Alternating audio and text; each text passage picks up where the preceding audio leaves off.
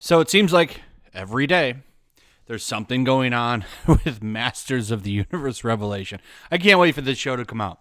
It drops on Friday, and then we can finally get some answers to what's going on with this show, which I'm anticipating. Is it going to be a slap in the face to fans, or is it going to actually be an entertaining show that is respectful to its origin?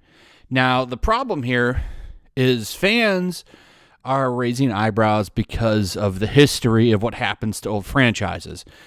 Companies take old franchises, reboot them, or continue them, and they're constantly full of political agendas or something, and they're very disrespectful to the source material. And it kind of seems like Masters of the Universe Revelation is falling down that same path as so many other shows.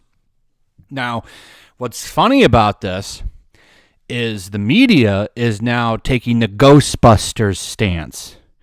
There's some stuff in here that I want to go over that I don't find too surprising, but I do think important to always point this kind of stuff out. So this is an interview with Sarah Michelle Gellar, who voices the new Teela. I don't want to say the old Teela because this is the new Teela. This is the modern Teela, if you know what I'm saying. So a lot of rumors swirling around Teela that it's going to be the Teela show, and Teela's going to be drastically changed. She's already kind of been changed. They've given her that, that half-shaved head look that they give a lot of female characters nowadays.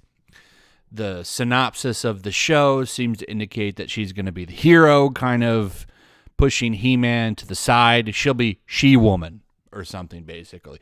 We already know the Power Sword gets split into two, indicating that probably she's going to be one of the He-Mans, which will be absolutely kind of hilarious. So Sarah Michelle Gellar responds to the outrage of the fandom. This is an article about outrage from fandom. I prefer Henry Cavill's response, passion. Okay, but they don't go with that. They go with outrage, because you're not allowed to question this. This is the thing with a lot of these agendas that they slip onto characters. The reason that they do this a lot of the times is to give them a shield of criticism. Well, if you're criticizing this character, you must be some kind of a bigot, huh? Are you really some kind of a bigot? Is that the problem here? You just don't like progress? And then when you try to say, well, listen, this character already has an established history, like, I don't really like these changes. Oh, okay, you're an istophobe. Gotcha. And that's where the conversation shuts down. Or, well, you just don't want to, you can't touch your pee-pee to Teela now, or go touch grass or something. Even though most of the time these people that do the calling out when you're outraged or passionate about something, most of them have hundreds of tweets a day, meaning they literally don't go outside. Or if they do go outside, they're on their phone all day, tweeting all day, because that's literally like a tweet a minute. But anyway, let's take a look at what's being said here. You can see from the sub-headline here, in an age when fans can be outraged about anything, the voice of Teela remains optimistic about He-Man's return. So actually, Sarah Michelle Gellar has a pretty good response where she says, she hopes that fans will like it and that they were all digging it. And she doesn't say anything terrible. I actually thought her response was fine. Didn't have a problem with it. But Gizmodo, of course, has a problem with all of this because, like I said, you're supposed to just accept it. Well, Teela's a woman. Do you just not like women? This is pretty much the standard affair, and it's never going to change. It's a shield of criticism is what's going on. But this was Sarah Michelle Gellar's response. The idea was, especially if you grew up watching the original, we wanted the experience for the viewer to be like your toys are exactly where you left them, but you're now old enough and they're old enough to tell a story with stakes. I don't think that's bad. Oh, that's Kevin Smith. Sorry, Smith said that. He's not stupid enough, I think, to say something like this. So Kevin Smith should call them up and say, what the fuck? Because somebody could attribute this to him. So take in mind that quote that I just read you. This is what they say in the article. Updating Masters of the Universe seems like a tailor-made opportunity for some older nerds to lose their minds.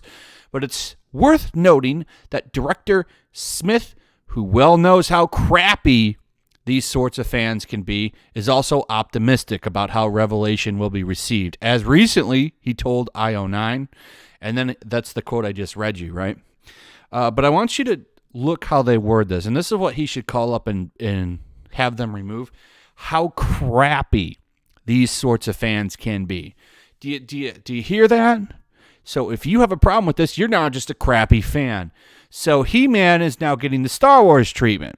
I can't wait for this show to come out. I really can't, because if people have legitimate criticisms of this show, you're going to see tons and tons of articles like this.